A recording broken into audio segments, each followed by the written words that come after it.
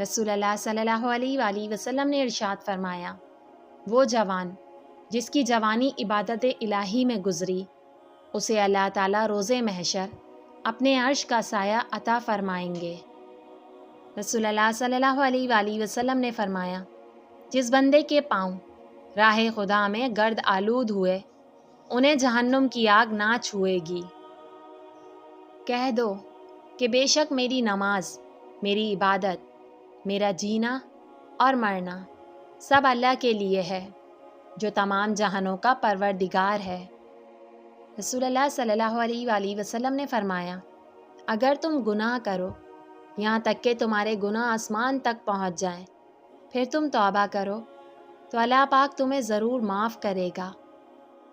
رسول اللہ صلی اللہ علیہ وآلہ وسلم نے فرمایا، جو کوئی اللہ اور آخرت کے دن پر ایمان رکھتا ہو وہ اپنے پڑوسی کو تکلیف نہ پہنچائے، اور جو کوئی اللہ اور آخرت کے دن پر ایمان رکھتا ہو وہ اپنے مہمان کی عزت کرے، اور جو کوئی اللہ اور آخرت کے دن پر ایمان رکھتا ہو وہ اچھی بات زبان سے نکالے ورنہ خاموش رہے۔ پیارے نبی صلی اللہ علیہ وآلہ وسلم نے فرمایا، جب مسلمان اللہ کی خوشنودی حاصل کرنے کے لیے نماز پڑھتا ہے تو اس کے گناہ ایسے جھڑتے ہیں جیسے درختوں سے پتے جھڑتے ہیں۔ رسول اللہ صلی اللہ علیہ وآلہ وسلم سے پوچھا گیا، سب سے افضل کون ہے؟ آپ صلی اللہ علیہ وآلہ وسلم نے فرمایا، وہ شخص جو دل کا صاف اور زبان کا سچا ہو۔